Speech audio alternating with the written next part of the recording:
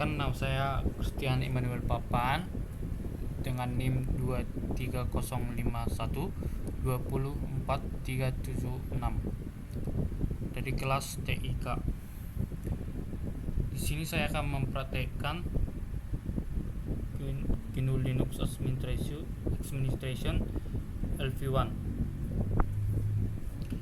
Pada sistem operasi Ubuntu, kita dapat membuka terminal dengan shortcut atau keybind Ctrl plus Alt plus T.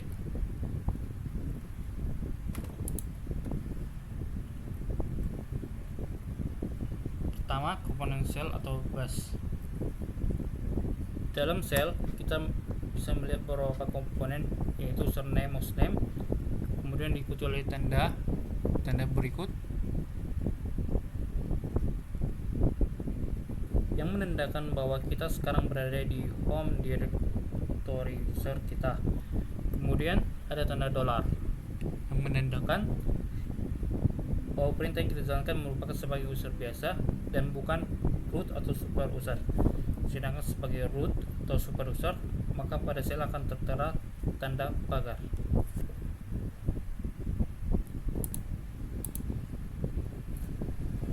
Baik, dengan menginput UMI, kita bisa mengecek user apakah yang kita miliki di sesi terminal. Selanjutnya, navigasi. Dengan menginput pwd, di mana berfungsi untuk melihat mana kita berada. Masih banyak lagi navigasi yang dapat kita gunakan. Selanjutnya, redirection. Redirection merupakan metode untuk mengalihkan standar output ke tujuan lain. Kita dapat menginput echo kurung nama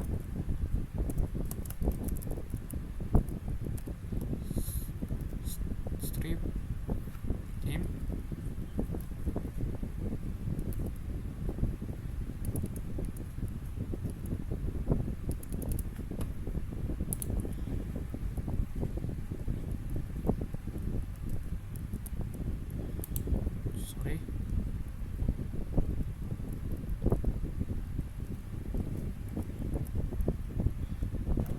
tutup kurung, baru kita dapat menyimpannya ke dalam file. Di sini saya akan menggunakan file extend.txt. Untuk mengeceknya, kita dapat membuka file, masuk ke home, dan di sini sudah terdapat file yang sudah kita buat. Saya mencoba membukanya. Di dalam file tersebut akan terdapat nama dan NIM kita yang sudah input.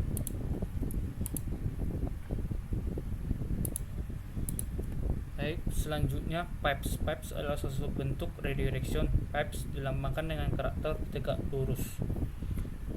Dengan menginput cat file, sini saya akan menggunakan file yang telah saya input tadi, lalu tegak lurus, grep, buka kurung, kemudian tutup kurung.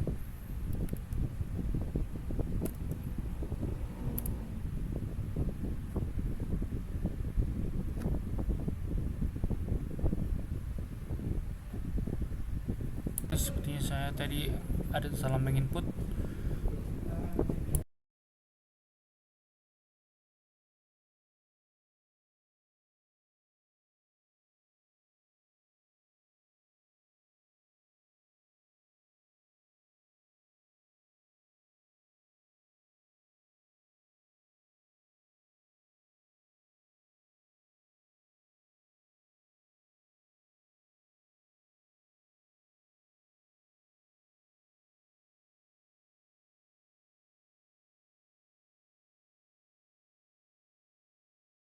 Selanjutnya, apt patch manager. Patch manager adalah perangkat lunak yang digunakan untuk menginstal dan menghapus program dari sistem. Patch manager juga melakukan manajemen dependensi untuk memastikan setiap program yang diinstal juga diinstal beserta dependensinya. Beberapa contoh patch manager yaitu apt untuk Ubuntu dan Debian base, Pacman untuk Arch-based, Portage untuk Gentoo, dan masih banyak lagi. Dalam praktikum ini saya akan menggunakan apt sebagai patch manager.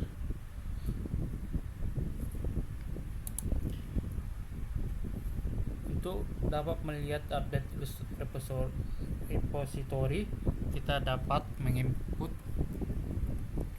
sudo apt update.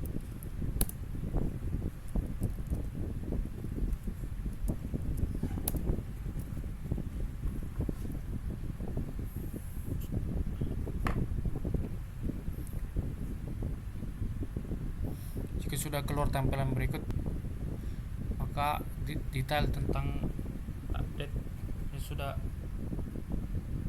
muncul. Lalu untuk melihat apt list upgradable-nya, kita dapat menginput apt list upgradable.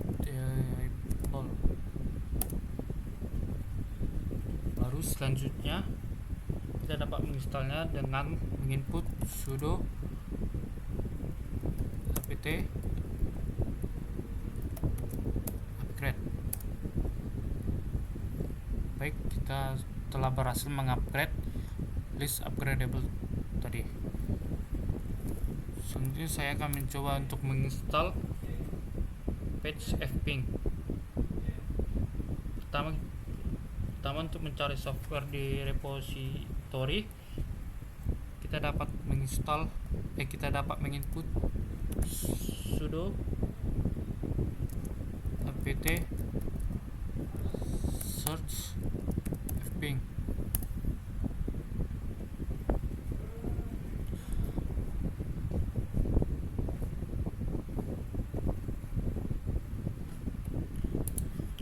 Maaf, sepertinya saya salah menginput.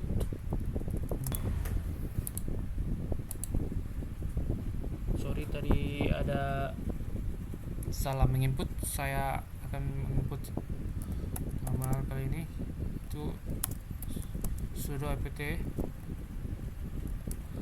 search fping. Lalu selanjutnya kita dapat installnya dengan menginput sudo apt install fping. Baik, kita telah berhasil menginstalnya. Untuk menginstal software tersebut, kita dapat menginput sudo apt remove fping. Input Y untuk melanjutkannya. Baik, di sini kita telah berhasil untuk menginstal software tersebut. Selanjutnya partition dan file system. Partisi merupakan metode pembagian media penyimpanan fisik sekunder menjadi bagian-bagian individu yang terpisah dan terisolasi secara virtual. Sebagai contoh, satu HDD atau SSD bisa dipotong menjadi beberapa bagian secara virtual untuk memudahkan mengorganisasi file atau berkas yang ada di dalamnya. File system merupakan kemampuan dari sistem operasi untuk melayani aplikasi di komputer yang sama.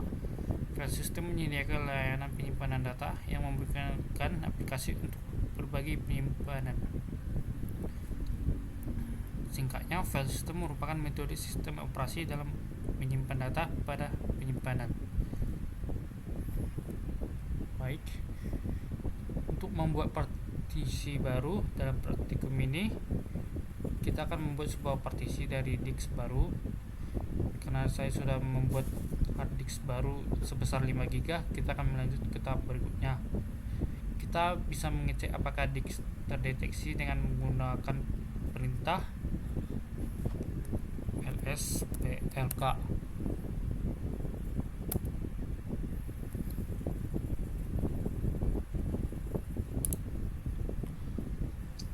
Seperti yang terlihat, SDA memiliki dua partisi, yaitu SDA1 dan SDA2 yang digunakan oleh sistem. Disk yang baru saja kita tambahkan berada pada SDB dengan ukuran 5 GB.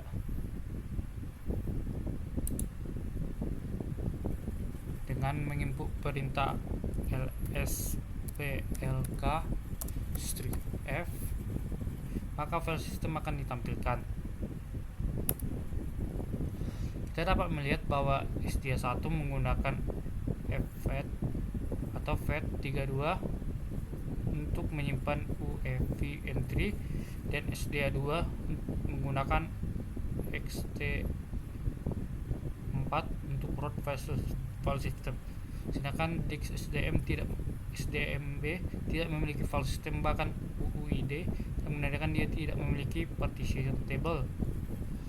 Untuk konteks, setiap perangkat keras yang terhubung akan masuk dalam folder /dev, yang berarti device ini dapat dicek menggunakan perintah ms /dev. Dengan ini, path sesungguhnya dari setiap disk adalah dev dengan f /dev /sd1 /dev /sd2 /dev /sdb. Kita akan melakukan operasi pada /dev /sdb. Salah satu perangkat Linux yang sering digunakan untuk melakukan operasi partisi ialah cfdisk. Kita pertama harus membuat tabel partisi GPT untuk /dev /sdb dengan perintah berikut: sudo cfdisk /dev /sdb.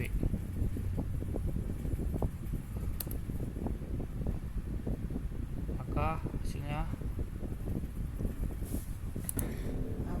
baik. Di sini saya akan memasukkan password saya.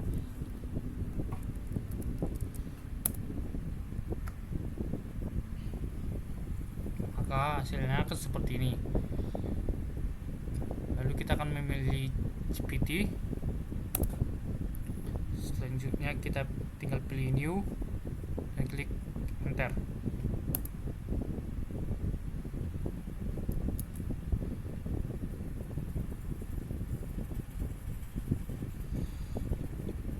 Untuk menerapkan hasil pemartisian, kita pilih opsi write, ketik yes, enter. Setelah itu kita bisa quit. Setelah itu kita akan jalankan kembali menggunakan perintah lsplk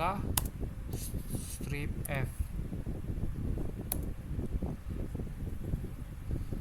Kita bisa melihat ada SDB1 di bawah SDB. Ini menandakan bahwa partisi telah dibuat, namun partisi ini masih belum bisa kita gunakan karena belum memiliki file system. Selanjutnya, format and mount participation.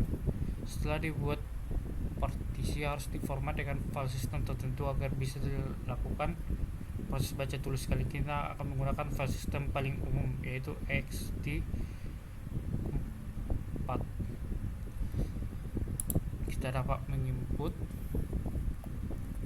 sudo mkfs.ext4 strip all secondix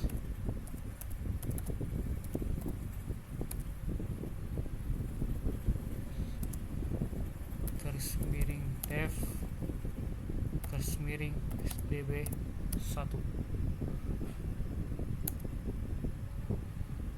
Perintah tersebut akan mengalihkan kita menjadi super user untuk melakukan operasi mkfs, yang berarti make file system, dengan format ext4 flag strip L di sini untuk memberi label pada partisi yang kita buat, kemudian diikuti dengan partisi yang ingin kita format.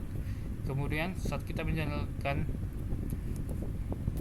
lsblk strip f kembali, maka hasilnya akan seperti ini. Ini membuktikan bahwa kita telah berhasil melakukan format partition. Selanjutnya kita akan melakukan mounting. Ada dua metode untuk melakukan mounting partisi, yaitu temporary dan permanent. Dalam praktikum ini kita akan menggunakan temporary. Kita dapat menginput sudo mount garis miring dev garis miring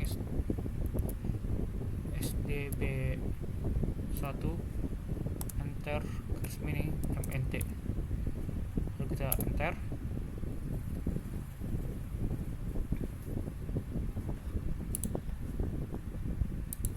Baik, perintah di atas akan melakukan mounting garis miring dev garis miring sdb1 ke folder garis miring mnt. Namun apabila OS di restart, maka partisi tersebut tidak akan dimonting dan harus dimonting ulang. Kita dapat menginput mount garis miring mnt. Perintah di atas akan mencabut partisi apapun yang dimount ke folder mnt. Baik, selanjutnya user dan file management. Pada satu sistem operasi bisa memiliki beberapa user pengguna yang berbeda. Masing-masing user bisa memiliki file dan aplikasi sendiri. Setiap user juga dapat memilih file dan atau aplikasi manakah yang boleh diakses oleh user lain, baik itu akses read only maupun full access. Sebelumnya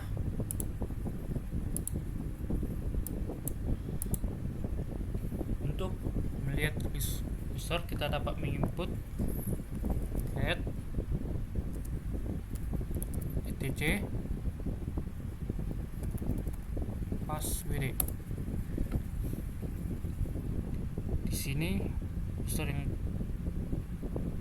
terdapat hanya satu, yaitu Christian. Di sini saya juga akan mencoba untuk menambahkan user menggunakan perintah sudo user add dan nama user. Jadi saya akan mencoba menggunakan nama Emmanuel. Dan sini saya akan mencoba melihat list user cat etc password. Di sini user Emmanuel telah ditambahkan. Untuk menghapus user, kita dapat menggunakan perintah sudo userdel